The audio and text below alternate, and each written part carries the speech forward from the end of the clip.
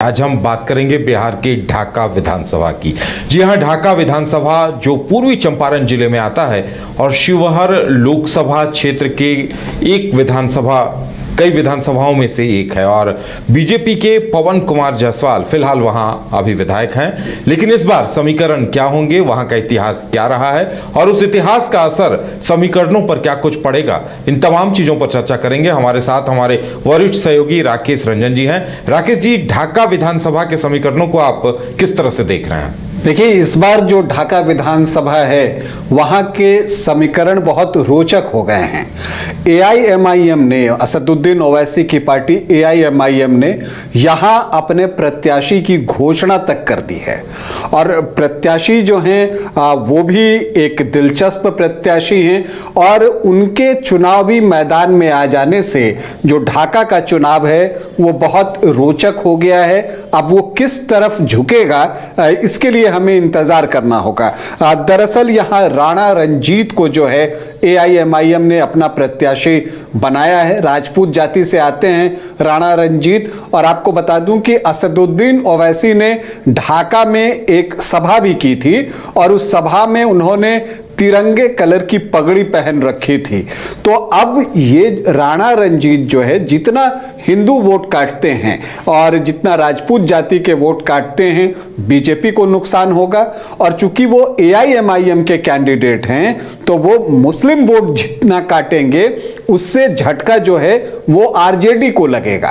तो इस वजह से ये चुनाव जो है बहुत रोचक हो गया है। ढाका मुस्लिम बहुल इलाका है, यहां पर लगभग 32% मुस्लिम वोटर्स हैं। तो इसलिए एआईएमआईएम के कैंडिडेट देने से यहां के चुनाव को लेकर लोगों की दिलचस्पी जो है वो बहुत बढ़ गई है। इसके अलावा जनसुराज पर भी लोगों की निगाहें हैं कि वो किसे प्रत्याशी बनाते हैं।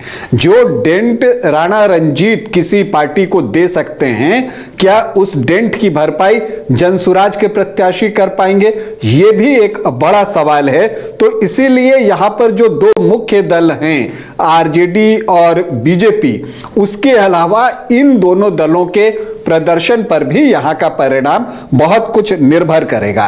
देखिए, अगर ढाका विधानसभा के इतिहास में हम जाएं तो 1952 में ढाका जो है वहां पर पहली बार विधानसभा का चुनाव हुआ था और तब मसूदुर रहमान कांग्रेस के प्रत्याशी थे, वो यहां के पहले विधायक बने थे। ढाका में 1985 तक आपको कांग्रेस का दबदबा जो है वो दिखेगा और यहां पर कांग्रेस से आप देखिएगा कि सोशलिस्ट विचारधारा वाली पार्टियां, लेफ्ट पार्टीज और कई बार निर्दलीय जो है उन्हें चुनौती देते रहे, लेकिन ज्यादातर अवसरों पर कांग्रेस ने ही बाजी मारी। कुल जो 9 चुनाव 1985 तक ढाका में हुए उसमें 6 बार जो है वो कांग्रेस पार्टी चुनाव जीतने में सफल रही। और दिलचस्प ये कि कांग्रेस के जो ये 6 जीत हैं उस समय हर 6 अवसर पर जो है उनका प्रत्याशी मुस्लिम ही था। एक और चीज आप देखती हैं कि 1990 में अवनीश कुमार सिंह की ढाका विधानसभा में एंट्री होती है और वहां से यहां का समीकरण बदलता है। 1990 में पहली बार ढाका में कमल खिला और फिर 2005 तक जो कुल 5 चुनाव हुए उसमें 4 बार अवनीश कुमार सिंह चुनाव जीतने में सफल रहे। 2010 में सीट शेयरिंग में जो यहाँ की सीट है, ढाका की सीट है, वो जेडीयू को चली गई।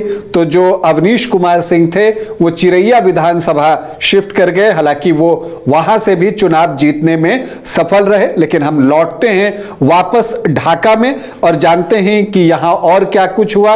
लेकिन कुछ और बताऊं उससे पहले आपको बता दूं कि ढाका को चंपारण सत्याग्रह की धरती भी कहा जाता है और इस नाम से भी ये जाना जाता है। कुल 17 चुनाव अब तक ढाका में हो चुके हैं, जिसमें कांग्रेस को सर्वाधिक 6 बार सफलता मिली है। लेकिन ये 6 की 6 जीतें जो है 1985 तक में ही आ गई थी। उसके बाद कांग्रेस के नाम जो है कोई भी जीत शामिल नहीं है। बीजेपी दूसरी सफल पार्टी है ढाका में, 5 बार चुनाव जीती है। वजह बहुत साफ है, चूंकि मुस्लिम वोटर्स ज्यादा हैं तो जो पोलराइजेशन होता है उसका फायदा बीजेपी को को मिलता है।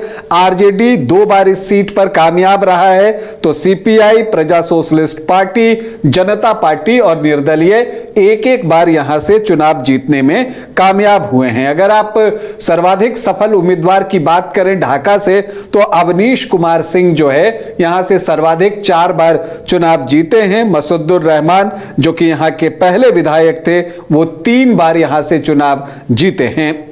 अब अगर हम ढाका में पिछले 3 चुनावों की बात करें कि यहां पर क्या कुछ रहा है, तो आप देखते हैं कि 2010 में यहां पर चूंकि ये सीट गठबंधन में जेडीयू को गई थी, तो फैजल रहमान जेडीयू के टिकट पर चुनावी मैदान में थे और यहां पर कांग्रेस ने अब्दुल हामिद अंसारी को टिकट दिया था और एलजेपी के टिकट पर नेक मोहम्मद जो है वो चुनाव लड़ रहे थे। तो इन तीनों के बीच में निर्दलीय प्रत्याशी बनकर पवन कुमार जायसवाल चुनावी मैदान में उतरे थे और दिलचस्प ये रहा कि जीत जो है वो पवन कुमार जायसवाल को ही मिली, मतलब निर्दलीय प्रत्याशी यहां से चुनाव जीते।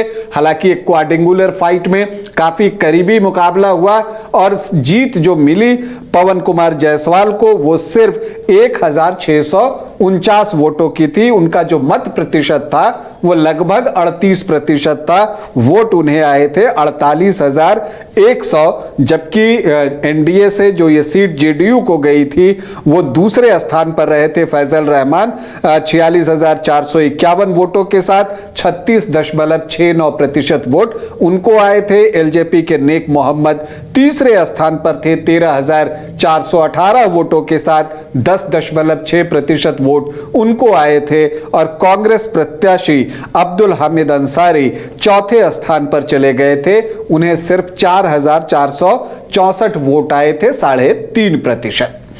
2015 में जो है महागठबंधन आकार ले चुका था। जेडीयू, आरजेडी, कांग्रेस एक साथ चुनाव लड़ रहे थे, तो ये एनडीए के लिए एक मुश्किल वक्त था। इस मुश्किल वक्त में एनडीए ने जो है जो निर्दलीय सिटिंग विधायक थे यहां, उनको टिकट दिया कि शायद वो कोई करिश्मा करें पवन कुमार जायसवाल को, लेकिन पवन कुमार जायसवाल कुछ वैसा नहीं कर सके। हालांकि उन्होंने अपनी तरफ से पूरी कोशिश की। यहां पर इस बार जो है आरजेडी ने भी प्रत्याशी बदला था और 2010 में जेडीयू के टिकट पर चुनाव लड़े फैजल रहमान को यहां आरजेडी ने अपना कैंडिडेट बनाया था। 87,458 वोट, मतलब लगभग 47% वोट, 46.97% वोट फैजल रहमान को आए और यहां पर राम पुकार सिन्हा जो निर्दलीय लड़ रहे थे उनको 20,160 वोट आए। तो पवन कुमार जायसवाल 68,261 वोट ला सके, 36.66%। तो यहां पर फैजल रहमान को 19,197 वोटों की जीत मिली।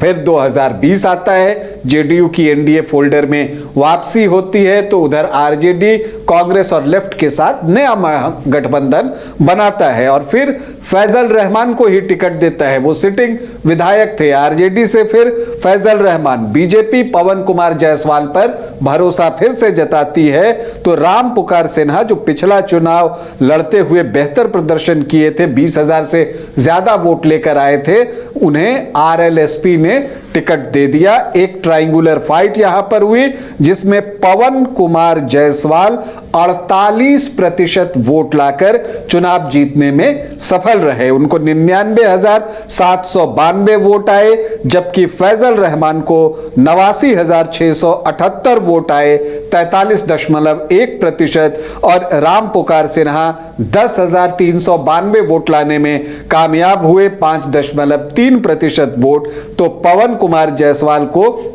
10,144 वोटों से जीत मिली।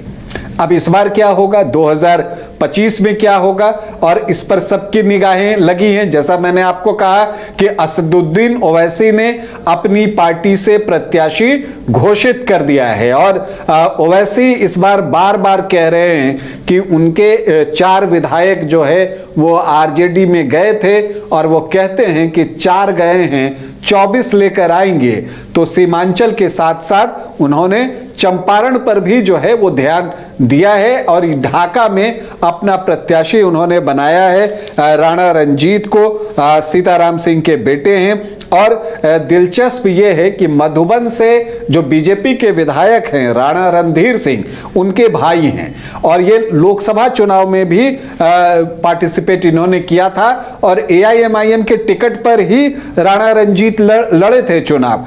तो अब इसके अलावा अगर आप देखिए तो एक प्रत्याशी तो ये हो गए, जन सुराज से भी कई दावेदार हैं जिसमें सुभाष कुशवाहा का नाम जो है वो आगे चल रहा है। अब देखना है कि उनको टिकट मिलता है या नहीं मिलता है, क्योंकि कुशवाहा कैंडिडेट हैं तो वो किसको नुकसान पहुंचाते हैं ये देखना भी दिलचस्प होगा। पिछली बार आरएलएसपी उपेंद्र कुशवाहा की पार्टी के कैंडिडेट ने यहां बेहतर प्रदर्शन किया था और ये देखा गया है कि अगर अपनी जाति का उम्मीदवार हो तो बिहार में अक्सर जातियां उनको वोट कर देती हैं। तो अब ऐसे में जो है ये दिलचस्प होगा देखना कि जनसुराज किस जाति से प्रत्याशी उतारता है। जहां तक बीजेपी की बात है तो सिटिंग विधायक पवन कुमार जायसवाल हैं तो संभावना यही है कि टिकट उन्हीं को मिलेगा। तो एक बार फिर से कमल खिलाने की जिम्मेदारी ढाका में पवन कुमार जायसवाल के पास होगी तो आरजेडी का लालटेन लिए फैजल रहमान दिखेंगे, इसकी भी पूरी संभावना है। लेकिन नजरें आपको एआईएमआईएम के कैंडिडेट पर होंगी कि उनका प्रदर्शन कैसा रहता है। हालांकि लोकसभा चुनाव में अगर आप देखें तो राणा रंजीत को कुल मिलाकर 11,979 वोट ही मिले थे, 1.13%। तब भी वो एआईएमआईएम के ही कैंडिडेट थे।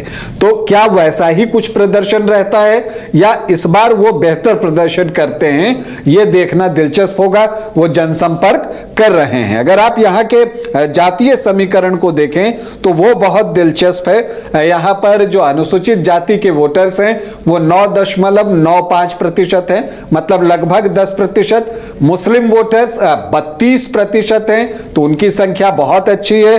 और यादव जो हैं वो 6 से 6.5% हैं। तो जो एमवाई का चंक बनता है वो 38 से 39% के बीच का बनता है।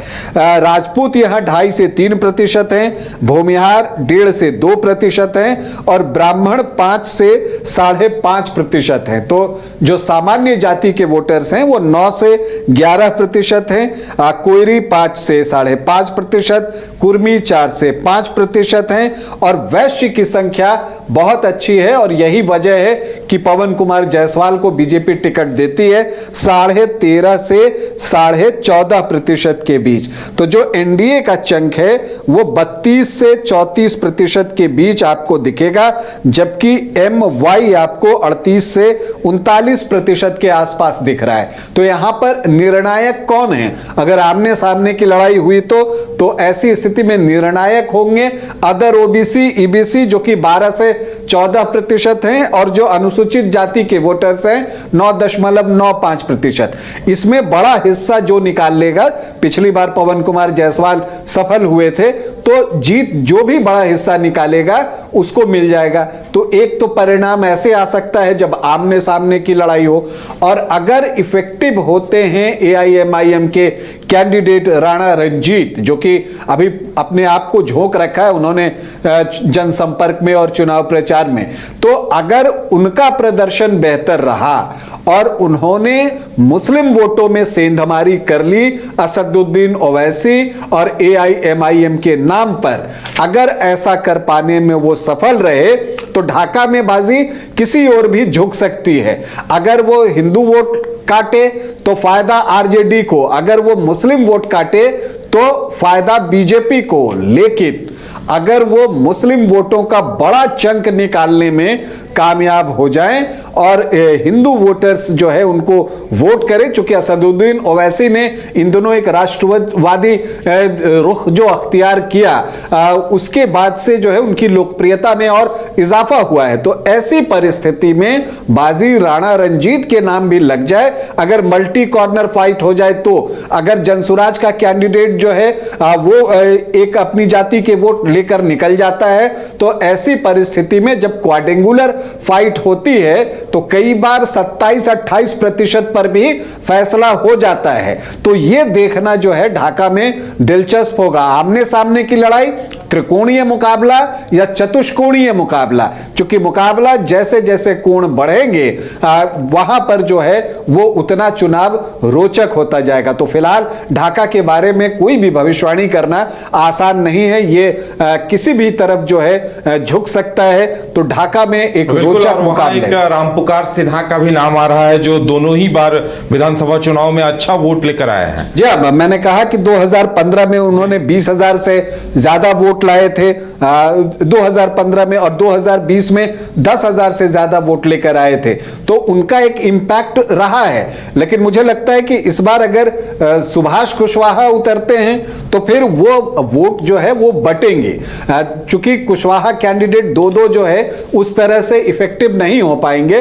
तो ये देखना यहां पर दिलचस्प होगा कि कॉर्नर कितने खुलते हैं। मल्टी कॉर्नर फाइट होती है, ट्रायंगुलर फाइट होती है, आमने सामने की लड़ाई होती है। उस पर बहुत कुछ जो है वो निर्भर करेगा ढाका में।